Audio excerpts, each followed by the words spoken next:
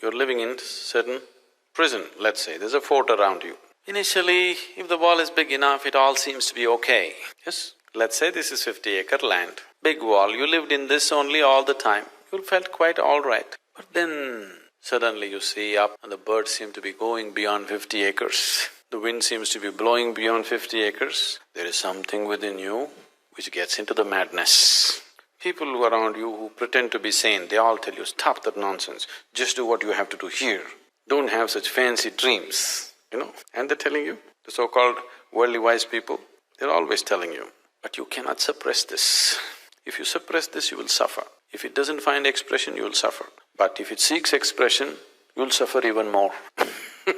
A seeker suffers much more than others because now he knows the pain of ignorance. Most people in the world do not know the pain of ignorance. If you do not know the pain of ignorance, you have no real longing within you, isn't it? You are the kind, if you eat a pizza, you are happy.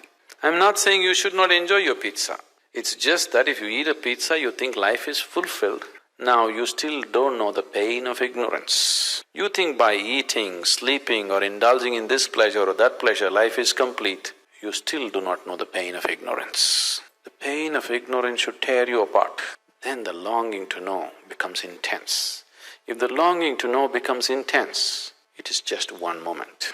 The reason why it seems to be so far away is simply because the necessary longing has not come. It is just off and on longing. Accordingly, off and on experience. If the longing becomes so intense that till I know I cannot sleep, I cannot eat, I cannot breathe, if it becomes like that, just in one moment you will know. Because what you're seeking is not sitting on the mountain or floating on the clouds, it is within you. Jesus told you, though he did his initial marketing about taking you to kingdom of God, the moment enough people gathered, he turned around and said, kingdom of God is within you.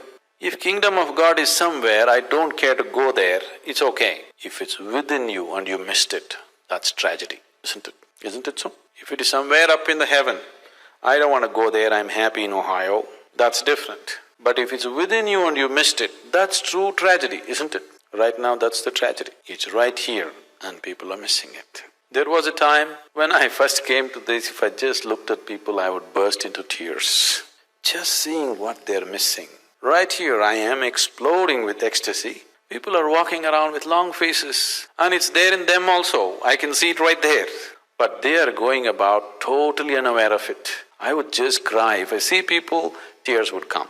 Now I got seasoned and I just laugh at them because there's no other way to handle life, One of the ways is, now there is a wall, you jump up and fall down, you have a glimpse of the outside.